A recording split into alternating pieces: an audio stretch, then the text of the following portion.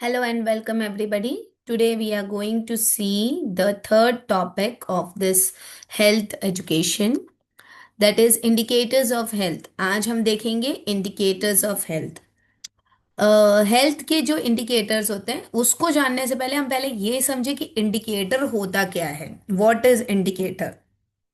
आप लोग जैसे गाड़ी वगैरह भी चलाते होंगे और जैसे ट्रैफिक सिग्नल्स वगैरह ये सारी चीजें आती है. अगर आप लोग गाड़ी वगैरह चलाते हो तो आपको ये तो पता होगा कि जैसे अगर पीछे वाली गाड़ी को कुछ अपने को सिग्नल देना होता है या कुछ बताना होता है, if you going left right और whatever you give the indicator.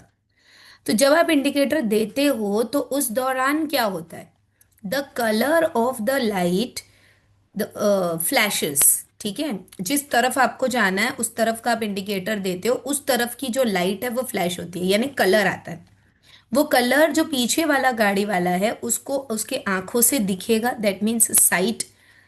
तो इंडिकेटर्स जो होते हैं, जो हमारे सेंसेस होते हैं, उनको अट्रैक्ट करते हैं. आईज, ईयर्स, नोज, लाइक जैसे कि अगर आप किसी से बात करना चाह रहे हो on phone and you are not able to go there. आपने अपने बच्चे को भेजा उनके घर जाना और वहां पहुंच के मेरी उनसे बात कराना. तो लाइक अगर आपके पास में फोन आता है थोड़ी देर बाद में, so it's an indication that that person has reached there. एक इंडिकेटर हो जाएगा आपका कि हाँ इसने फोन किया, मतलब ये उधर पहुंच गया. ऐसे करके हमारे लाइफ में बहुत से इंडिकेटर्स होते हैं. देखो कुछ लोगों को अपने घर वालों की गाड़ी आ जाती है घर पे तो उसकी आवाज अलग पता चलती है, तो पता चल जाता है हाँ भाई इनकी गाड़ी आ गई, मतलब ये लोग आ गए घर पे, है ना.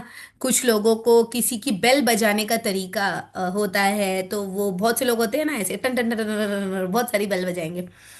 तो पता चल जाता है भाई ये ऐसी बेल यही व्यक्ति बजाता है तो यही आया. मतलब हमें हमारे लाइफ में बहुत से इंडिकेटर्स मिलते हैं. ये कुछ एग्जाम्पल मैंने आपको दिया. तो ये जो इंडिकेटर्स होते हैं मतलब हमें सेंस या परसेप्शन देते हैं किसी चीज़ का, कोई चीज़ की अंडरस्टैंडिंग देते हैं कि हाँ ये चीज़ हो गई है. इसी प्रकार जब हम हेल्थ के इंडिकेटर की बात कर रहे हैं तो हमें ये पता होना चाहिए कि क्या चीज़ है वो इंडिकेट करती है कि हम हेल्दी है या नहीं है. एक जनरल सी बात होती है, कोई भी मोटा ताजा व्यक्ति रहेगा ना तो उसके लिए ज्यादातर लोग क्या बोलते हैं, खाते पीते घर का है. और एक जनरल व्यक्ति कई ऐसा रहेगा तो वो ये भी कह लेते हैं बहुत कि अरे ये तो इतना मोटा, जरूर इसको कोई ना कोई बीमारी होगी. एक कोई तरीके का थायराइड टाइप का मोटापा है, भले उसको थायराइड हो चाहे ना हो लेकिन मोटापा उसका उसके तरह का है, तो पहले से पूछ लेते हैं लोग आपको थायराइड है क्या. ऐसे जनरली बातचीत करने में लोगों को देख के ऐसे लगता है. किसी की आई लैशेज ऐसी होती है, किसी की नोज ऐसी होती है. कई कई लोगों की नोज थोड़ी दबी हुई रहती है तो पहले पूछ लेते हैं, भले वो नेपाल को बिलोंग करेंगे नहीं करेंगे लेकिन फिर भी वो ये पूछेंगे आप नेपाल से आए हो क्या.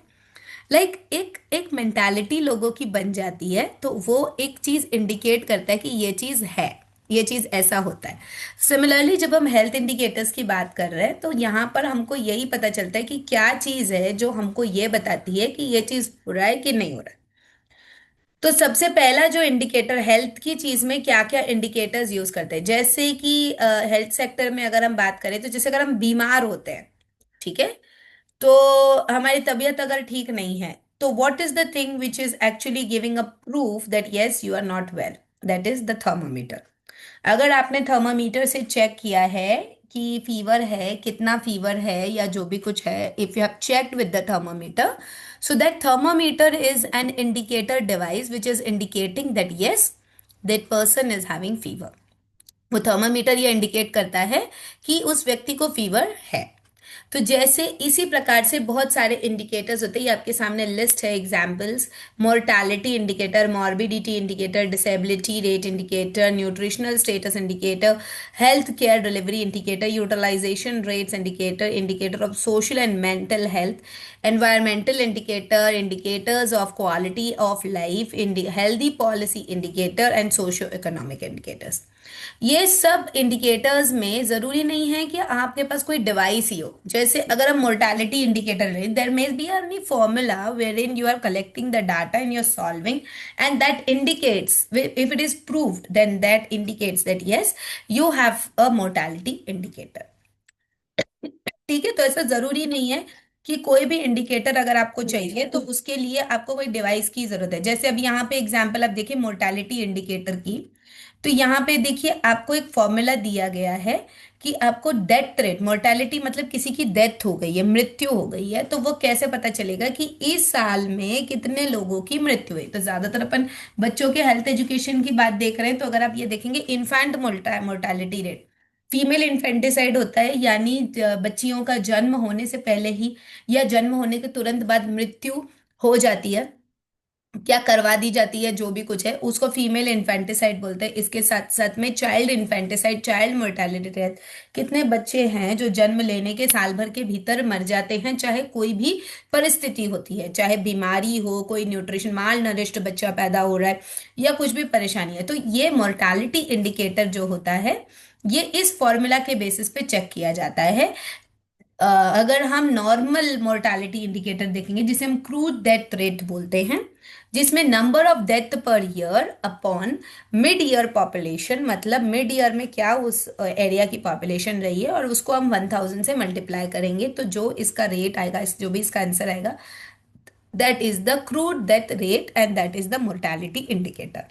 इन्फेंट के लिए चिल्ड्रन लेस देन 1 ईयर, मतलब कितने बच्चे साल भर के भीतर वाले उम्र के बच्चों की इनकी मृत्यु हुई है, और अब इस साल कितने बच्चे जन्म लिए जो अभी तक जीवित हैं, इन दोनों को हम डिवाइड करके और 1000 से मल्टीप्लाई करते हैं, तो हमें इन्फेंट मोर्टालिटी रेट इंडिकेटर मिलता है। अब हम ये देखेंगे कि इंडिकेटर में पता कैसे चलता है कि कैसा इंडिकेटर है, और कैसे हमको इंडिकेटर लेना चाहिए, कैसे ये फॉर्मूलाज आए, कैसे हम ये चीजें सेट करते हैं, कैसे हम इनको पता चलता है। तो सबसे पहले तो यहाँ पर देखिए आपके पास में चार मेन कैरेक्टरिस्टिक्स है, देयर आर 4 मेन कैरेक्टरिस्टिक्स। इसका आंसर आप लिखे ना, तो आप एक तरीके से जो वेब चार्ट बनाएंगे, तो आप ऐसे सर्कल बनाकर और इसको ऊपर नीचे ऐसे लाइनिंग करके आप बना सकते हैं। Wait, I annotate and then I tell you. देखिए अब जैसे यहाँ पर एक सर्कल बना दीजिए, और यहाँ पे लिख दो कैरेक्टरिस्टिक्स ऑफ एन इंडिकेटर, ठीक है। फिर एक एरो इधर, एक एरो इधर, एक एरो इधर, एक एरो इधर। इसी तरीके से स्मार्ट पढ़ाई करिएगा। एक थोड़ा सा आइडिया दे रही हूँ आपको, बिकॉज एक एज लेवल आने के बाद में ना हमें कोई चीज़ याद नहीं रहती है, बहुत सालों से पढ़ाई छूटी रहती है, तो हम भूल जाते हैं सारी चीज़ें, बट एग्जाम देना है, सारी चीज़ें याद रखनी है, तो कैसे करोगे। तो इस तरीके से चार्ट्स बनाएंगे, तो चार्ट्स क्या होता है, दिमाग में प्रिंट हो जाता है। फिर इंग्लिश आपको आती है, हिंदी आपको आती है, अगर आप हिंदी मीडियम से हो, फिर आप अपने शब्दों में आंसर लिख लीजिए। बट आप ये चीज अगर आप प्रिंट कर लेंगे ना अपने दिमाग में, this is called a smart study. Don't do hard work, do smart work, ठीक है ना। तो इस तरीके से आप करेंगे। तो यहाँ पे जैसे ये चार इंडिकेटर्स है, इसलिए मैंने यहाँ पे 4 पॉइंट्स बनाए। तो सबसे पहला क्या है, वैलिड। तो here you will write valid. Then second is reliable, here you will write reliable. Okay, here you will write reliable, I am not writing anything, just showing you. फिर यहाँ पे लिखोगे आप सेंसिटिव, और यहाँ पे आप लिखोगे स्पेसिफिक। तो आपको ये पता चल गया कि इंडिकेटर्स की चार कैरेक्टरिस्टिक्स है। First is written here, second is here, third is here and fourth is here, ठीक है। इस तरीके से आप चार्ट बना लीजिएगा। अब मतलब जब आप अपनी स्टडी करोगे, हमें नहीं चाहिए प्लीज, नहीं तो अभी थोड़ी देर में कोई पूछने लगेगा, मैम ये चार्ट बनाना है, किस पे बनाना है, कैसे बनाना है, please please please. We don't want anything, this I am just giving you an idea that how you can study your self, और आप अपनी प्रैक्टिस कैसे और किन किन तरीके से कर सकते हैं, वही चीज हमने यहाँ पे थोड़ा सा एक आपको आइडिया दिया है, ठीक है। How to do smart study, this is the way I also do my studies. So like आप भी ऐसे ही करिएगा। And I am still studying, still पढ़ाई कर रहे हैं, आप भी करते रहो ऐसे ही। पर जितना पढ़ाई करो, टीचर्स जितना पढ़े उतना कम होता है। सो जितना पढ़ोगे उतना नॉलेज बढ़ेगा। आज की जनरेशन हमें ऐसा ना कहे कि लाइक इन्हें तो कुछ आता ही नहीं, इन्हें तो कुछ पता ही नहीं है। सो इट्स बेटर कि आप पढ़ते रहो, चीज़ों को जानकारी लेते रहो, नॉलेज लेते रहो। जितना ज़्यादा ज्ञान लोगे उतना अच्छा है।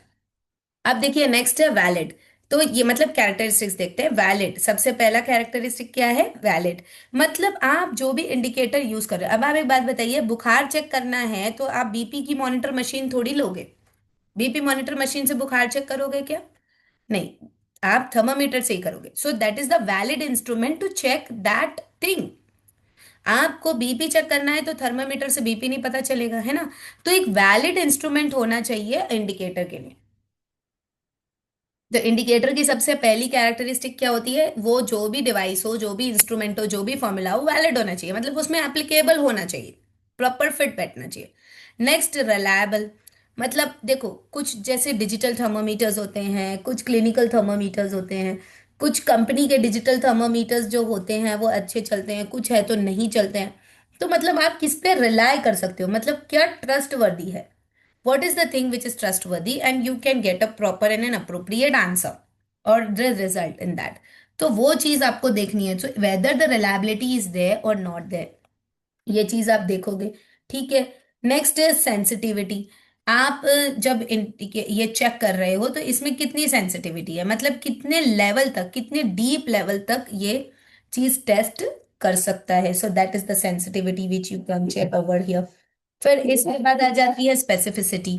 स्पेसिफिसिटी मतलब कि स्पेसिफिकली इस चीज के लिए ये प्रॉपरली यूज हो रहा है या नहीं हो रहा है, तो ये चीज थोड़ा सा देखना जरूरी है। So these are the four main characteristics which is important to be checked off. ठीक है। तो ये हम लोगों ने देख लिया इंडिकेटर। इसमें बहुत सारे अलग अलग इंडिकेटर्स है, अटेंडेंस रेट है, मैटरनल मोर्टालिटी रेट है, और ये सारी चीजें हैं।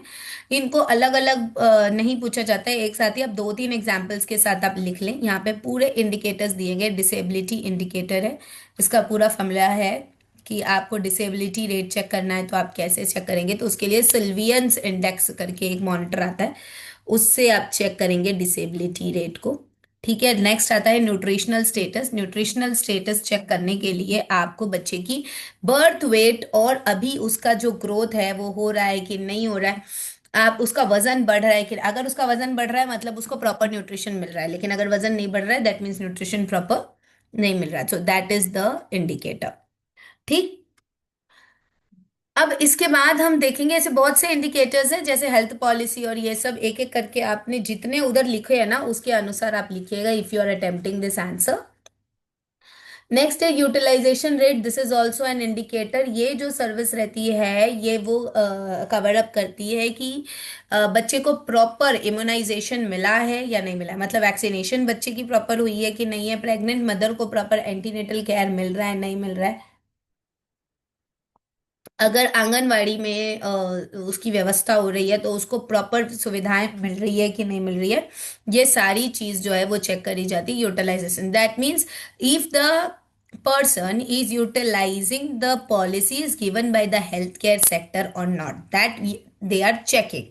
Okay, they are maintaining the records and that they are checking, so that is called as utilization indicators।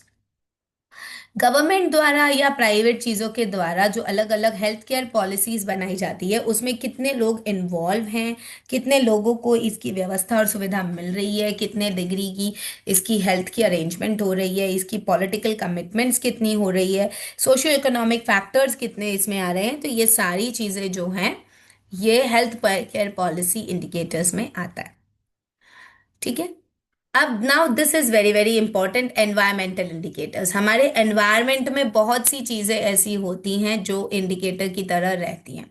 सबसे पहला जो है इन्फेंट मोर्टालिटी, लाइफ एक्सपेक्टेंसी और लिटरेसी रेट, ये तीन चीज हमारे एनवायरमेंट में बहुत ही इंपॉर्टेंट होती हैं जिस पर हमें कार्यरत होना चाहिए। अब हमारे भारत में हेल्थ केयर सिचुएशन कैसी है तो उसके लिए एक डेमोग्राफिक प्रोफाइल निकाला जाता है। This is the demographic profile chart, और ये परसेंटेज निकाला है 1991 में। ये उसका डेमोग्राफिक चार्ट है कि मेल्स और फीमेल्स की कैसी हेल्थ रही है, उसके अनुसार ये चार्ट रहा है। 0 से 4 साल तक के उम्र के बच्चों का और ऐसे करके पूरा जो एज, ये है ना एज है, इस तरफ जो है ना एज लिखी हुई है और इस तरफ है ना इसका लेवल लिखा हुआ है, परसेंटेज लेवल। तो यहाँ पर ये जो डेमोग्राफिक चार्ट है this is just only to understand, ये पूछा नहीं जाता है, so no need to write anything.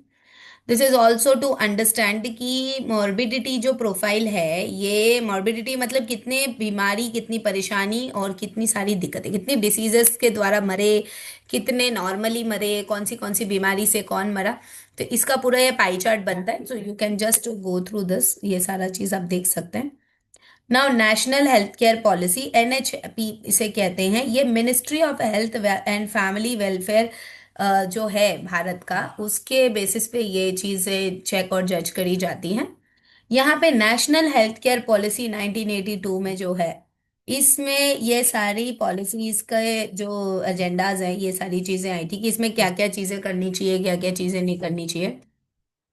Preventive measures health care के, national medical and health policy formation and health committee regulation.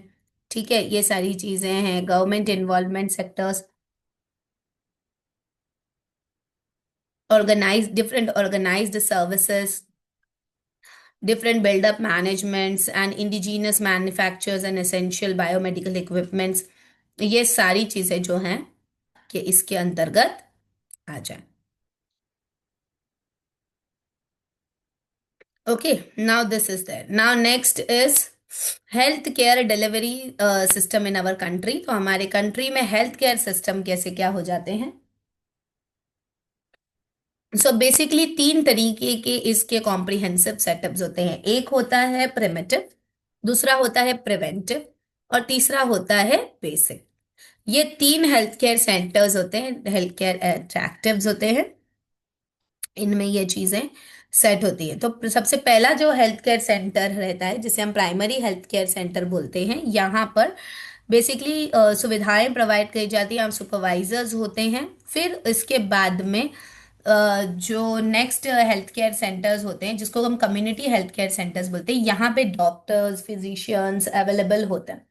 सो जो डॉक्टर्स और फिजिशियंस हैं, ये यहाँ के सुविधाएं व्यवस्था कराते हैं। यूजुअली हॉस्पिटल्स में मेडिकल कॉलेजेस के जो स्टूडेंट्स और ये लोग होते हैं ना, ये लोग इनकी व्यवस्था और इनके सेटअप और इनके अरेंजमेंट्स जो है वो देखते हैं। कई बार स्टूडेंट्स भी इनकी व्यवस्था देखते हैं। ये है पूरा उसका चार्ट है। तो अगर आप इसको बस देख लीजिए, ये बनाना नहीं है आपको, जस्ट टू अंडरस्टैंड, बस ये इतना ही है कि हॉस्पिटल में कैसे क्या क्या जरूरत पड़ती है और पड़ सकती है। अब कल हम देखेंगे micro nutrients and macro nutrients. ये हम पूरा एक साथ देखेंगे, जैसे कि मैंने आपको फर्स्ट डे ही बताया था क्या माइक्रो न्यूट्रिएंट्स होते हैं, क्या मैक्रो न्यूट्रिएंट्स होते हैं। आज हमारा इंडिकेटर्स ऑफ हेल्थ कंप्लीट होता है। माइक्रो और मैक्रो न्यूट्रिएंट्स का एक पूरा जिस्ट मैं आपको बता देती हूँ कि कल क्या क्या चीज़ें हमको देखनी है और कैसे कैसे किन किन तरीकों से हमको समझना है। ओके, तो देखिए माइक्रो न्यूट्रिएंट्स जो होते हैं जैसे कार्बोहाइड्रेट्स एंड वाटर। अच्छा, यहाँ पे ये ना एक प्रिंटिंग मिस्टेक है आपकी बुक में, तो प्लीज आप इसको सुधार लीजिएगा। देखिए मैं ये वाले जो आपको हमारी जो बुक है उसी से हम आपको पढ़ा रहे हैं, तो उसमें कई कई जगह पर थोड़ी थोड़ी मिस्टेक्स है। सो इफ यू वांट आप अपने शब्दों में भी आंसर लिख सकते हैं। हमने पिछले वाले में ही देखा था, this is macro nutrient, carbohydrates proteins fats और वाटर, ये मैक्रो न्यूट्रिएंट्स में आते हैं। इधर ए आएगा, ठीक है ना, आई नहीं आएगा, इधर ए आएगा। This is macro nutrient, carbohydrates and water. तो हम इसका ज़रूरत और इनकी चीज़ों को समझेंगे और कैसे कैसे ये मैक्रो न्यूट्रिएंट्स और ये सारी चीज़ें इसके अंतर्गत जाती है, ये सारी चीज़ें हम इसमें देखेंगे। ठीक है, और फिर इसके बाद जो होगा हमारा वो होगा सेकेंड मैक्रो न्यूट्रिएंट का नेक्स्ट पार्ट, ये पूरा कार्बोहाइड्रेट्स पर है। ठीक है, नेक्स्ट जो पार्ट होगा हमारा ये proteins and fats. This this is macro nutrient, ठीक है ना, मैक्रो MAC आएगा, इधर माइक्रो नहीं आएगा। ठीक है, macro nutrient number 2 that is proteins and fats. ठीक, फिर इसके बाद हमारा आएगा, फिर हम इसके मेन मेन और बेसिक बेसिक से कॉन्सेप्ट्स और सारी चीजों को ही देखेंगे। इसके बाद हमारा आएगा माइक्रो न्यूट्रिएंट्स, जिसमें आएगा विटामिन मिनरल्स। ठीक है, ये आ गया माइक्रो, ये माइक्रो ही रहेगा। ठीक है ना, माइक्रो न्यूट्रिएंट्स 1। तो इसमें ये सारी चीजें इसकी आएंगी। आप एक बार है ना, मैं आपको ये इसलिए बता रही हूँ क्योंकि आप जब कल क्लास में आओगे ना, तो आप इन सारी चीजों को एक बार अपनी PDF देख के लेना, और जिन लोगों के पास बुक है तो वो लोग प्लीज बुक को गो थ्रू कीजिए। अब देखिए पेज नंबर दिया हुआ है, पेज नंबर 45 के बाद का है। ये विटामिन्स वाला तो पूरा एक मतलब काफी बड़ा है, इसमें बहुत सारी चीजें हैं। 1 वीक पूरा इस विटामिन में ही जाएगा। एंड देन फिर आ रहा है माइक्रो न्यूट्रिएंट्स मिनरल्स का। ठीक है, तो मिनरल्स पर हम यहाँ पर देखेंगे। तो इसमें है ना, आप लोग प्रॉपर पूरा चार्ट बना लेना, सारी चीजें देख लेना, समझ लेना, और उसके अनुसार आप बनाएंगे तो आपके लिए काफी फ्रूटफुल होगा। फिर इसके बाद आएगा बैलेंस्ड डाइट। ठीक है, तो इतना तक हम लोगों को इस वीक के अंदर खत्म करना है, बैलेंस डाइट तक। ओके, तो एक बार इसको रीड आउट कर लो। इसमें बहुत सी चीजें जो है ना वो मतलब ऐसी हैं कि हम हमारी स्कूल लाइफ में बहुत सी चीजें पढ़ चुके हैं। So will skip many things, will read and understand only the important part only. चलिए ठीक है, मैं यहाँ से इसको स्क्रॉल करके वहां तक पहुंचती हूँ। हाँ, या this is the thing which where, या मैं यहाँ पे ही पेज खोल दूँ तो आपके लिए इजी रहेगा, मतलब मेरे लिए इजी रहेगा। Okay, so I'm stopping the record. If you want to ask any question related to the indicators of health, you can ask.